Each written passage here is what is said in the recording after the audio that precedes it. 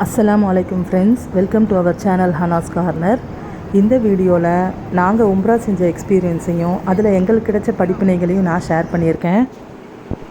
அப்படியே நம்ம எடுத்திருக்க இந்த பயணத்தில் எந்த பதட்டமும் இல்லாமல் நம்ம அதை மனநிறைவோடு செய்கிறதுக்கான சில முக்கியமான டிப்ஸும் இதில் ஷேர் பண்ணியிருக்கேன். அதனால் வீடியோவை ப்ளீஸ் ஸ்கிப் பண்ணாமல் பாருங்கள். நம்மளில் நிறைய பேர் உம்ரானாலே பணக்காரவங்க தான் செய்யணும், வயசானதுக்கப்புறம் தான் செய்யணும்னு நிறைய பேர் நினச்சிட்ருக்கோம். அப்படிலாம் இல்லைங்க. நம்மளுக்கு தேவையானது முதல்ல நியத்து தான். நம்ம அந்த நியத்தை வச்சிட்டோன்னா அதுக்கான கால சூழ்நிலையும் பண வசதியும் அல்லாஹ் கட்டாயம் ஏற்படுத்தி தருவான். சரி, இப்போ நம்ம உம்ரா பயணம் கன்ஃபார்ம் ஆயிடுச்சு. இப்போ நம்ம அடுத்து கவனிக்க வேண்டிய விஷயம் பேக்கிங் தான். கட்டு சாதத்தில் மிகச்சிறந்தது தக்குவா என்று அல்லாஹ் குர்ஆனிலே சொல்லியிருக்கான். அதுவும் நம்மளுக்கு கட்டாயம் இருக்கணும். அதுக்கப்புறம் நம்மளுக்கு தேவையான ட்ரெஸ்ஸஸ், டேப்லெட்ஸ், கெட்டில், ஃப்ளாஸ்க் இந்த மாதிரிலாம் எடுத்து வச்சுக்கிறது நமக்கு ரொம்ப உதவியாக இருக்கும். நான் எடுத்துக்கிட்டு வந்த கெட்டிலும் ஃப்ளாஸ்க்கும் எங்களை விட எங்கள் ரூமில் தங்கியிருந்த வயசானவங்களுக்கெலாம் ரொம்ப ஹெல்ப்ஃபுல்லாக இருந்துச்சு. அப்புறம் நமக்கு லேடிஸ்க்கு உம்ரா செஞ்சு முடித்ததும் ஹேர் கட் பண்ணுறதுக்கு சிசர் கட்டாயம் எடுத்து வச்சுக்கிறணும். மஸ்ஜிதுல் ஹரத்துக்குள்ளே போகிறதுக்கு பல வாசல்கள், 200க்கும் மேற்பட்ட வாசல்கள் இருக்குது. ஆனாலும் உம்ரா செய்கிறவங்கள கேட் நம்பர் 79 வழியாக தான் பொதுவாக விடுறாங்க. நாங்களும் அந்த கேட் வழியாக தான் எப்போவுமே போவோம்.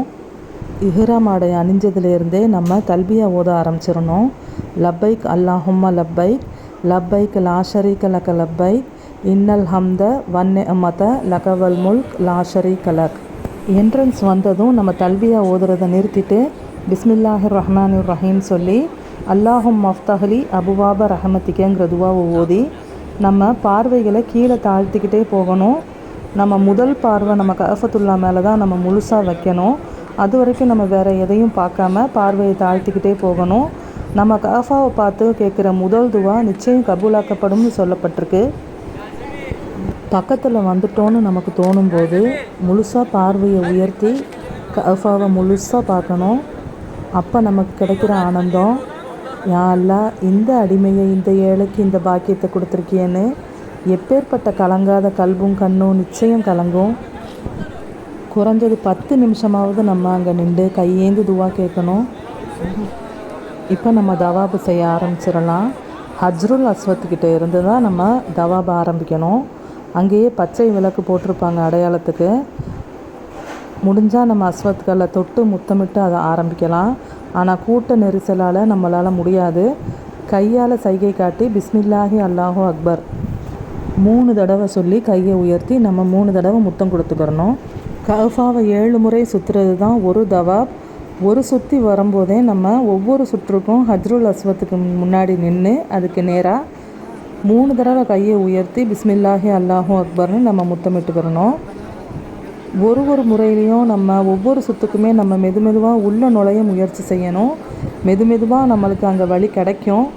நம்ம முயற்சி செஞ்சு எப்படியாவது கஃபாவை தொட்டு முத்தமிட்டு மன்றாடி அல்லாட்ட துவா செய்யணும். இன்ஷா அல்லாஹ் எல்லா சகோதர சகோதரிகளுக்கும் அந்த வாய்ப்பை அல்லாஹ் தரணும்னு நான் துவா செஞ்சுக்கிறேன். அல்ஹம்துலில்லாஹ், எனக்கும் என் கணவருக்கும் அந்த பாக்கியம் கிடச்சிச்சு. இப்போ எடுத்த வீடியோஸ்லாம் தொடர்ச்சியாக எடுத்தது கிடையாது. ஒரு சில நாள் மாறி மாறி எடுத்ததாக இருக்கும். அதெல்லாம் இப்போ நான் ஒன்று சேர்த்து போடுறதுனால உங்களுக்கு அது முன்னாடி நைட்டும் இது டே டைமில் எடுத்ததாகவும் இருக்கும்.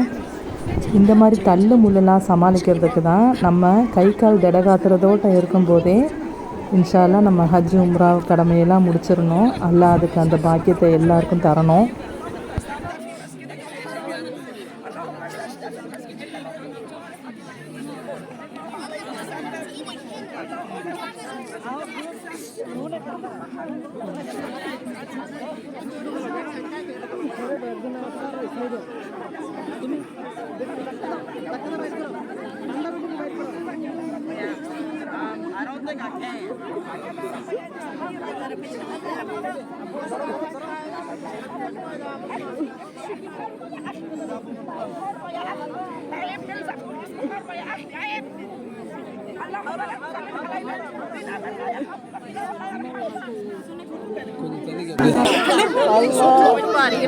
اطلع المس.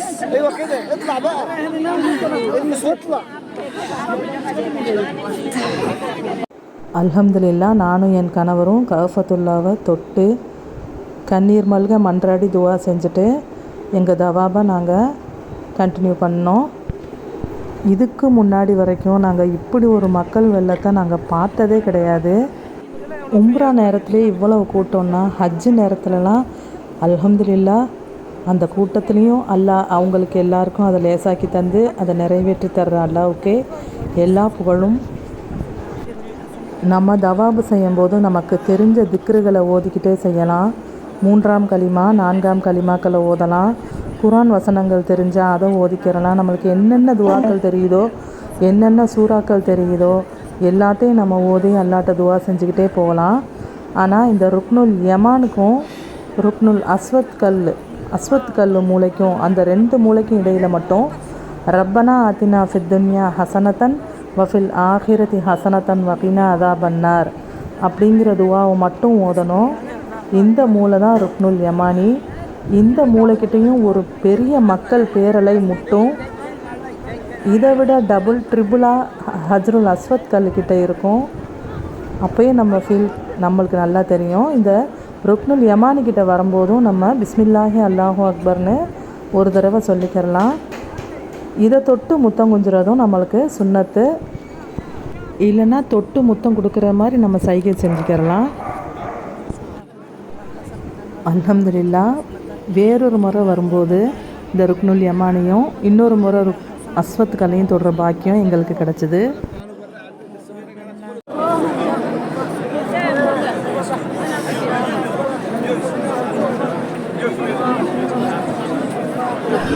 இதுதான் மக்காமு இப்ராஹிம் நபியுடைய கால் பாதம் தடம் இருக்கிற இடம். இங்கே நின்று நம்ம இப்ராஹிம் நபிக்கு சலாம் சொல்லிவிட்டு நம்ம தவாபு முடித்ததும் மக்காமு இப்ராஹிம்க்கு முன்னாடி நின்று 2 ரக்கத் வாஜிபு தொழுதுறணும். தொழுதுட்டு வயிறு நிரம்ப நம்ம ஜம்ஜம் தண்ணீர் குடிக்கணும். துவா செஞ்சு ஜம்ஜம் தண்ணீர் வயிறு நிறைய குடிச்சிட்டு இப்போ நம்ம செய்ய போயிடலாம். இதுதான் சஃபா மலை. சஃபா டு மர்வா டு சஃபான்னு 7 முறை தொங்கோட்டம் ஓடணும். ஆண்கள் கொஞ்சம் வேகமாகவும் பெண்கள் நார்மலாக நடந்துடலாம். இதில் சஃபாவில் தான் ஸ்டார்ட் ஆகும். சஃபாவில் நின்று நம்ம இன்ன சஃபா வல் மர்வத்தை மின் ஷஆஇரில்லா அப்படிங்கிற குர்ஆன் வசனத்தை 3 தடவை ஓதிட்டு லா இலாஹ இல்லல்லாஹு வஹ்தஹு வ சதக வஹ்தஹு வ நசர அப்தஹு வ அஸ்ஸ ஜுந்தஹு வ ஹசமல் அஹ்ஸாப வஹ்தஹு லா இலாஹ இல்லல்லாஹு வல்லாஹு அக்பர் அல்லாஹு அக்பர் வலில்லாஹில் ஹம்து அப்படிங்கிற துஆவை 3 தடவை ஓதிட்டு நம்ம திரும்பி நின்று கஃபத்துல்லாவை பார்க்கணும். பார்த்து கையேந்தி துவா செஞ்சுட்டு நம்ம தொங்கோட்டத்தை ஸ்டார்ட் பண்ணலாம். அதே மாதிரி தான் மர்வா மலையிலையும் ஏறி நின்று இதே மாதிரி தான் 3 தடவை ஓதணும். இப்போ இந்த பச்சை விளக்குக்கிட்ட ஆண்கள்லாம் கொஞ்சம் குதித்து ஓடுவாங்க. பெண்கள் நார்மலாக தான் நடக்கணும். கையிலையும் நமக்கு தெரிஞ்ச திக்ருகள் துஆக்களை நம்ம ஓதிக்கிட்டே இருக்கணும். வீணான பேச்சுக்களை தவிர்த்துக்கிறணும்.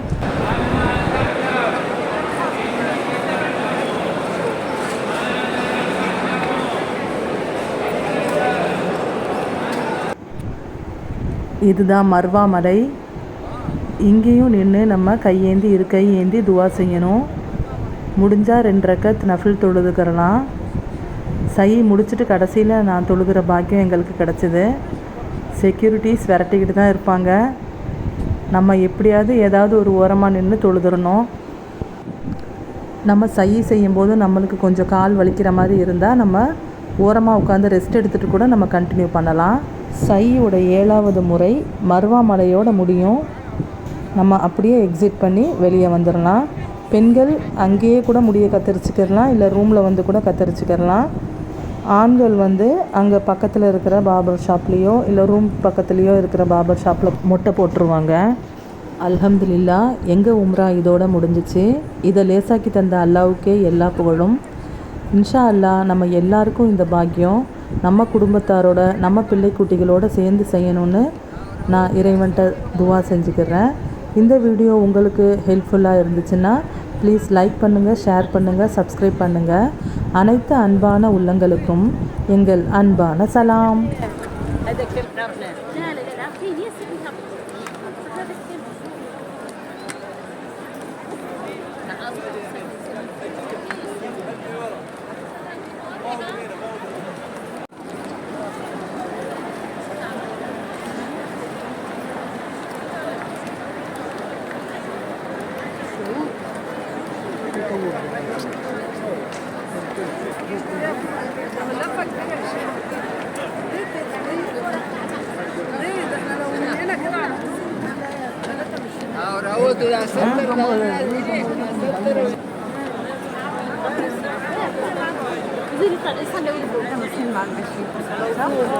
وي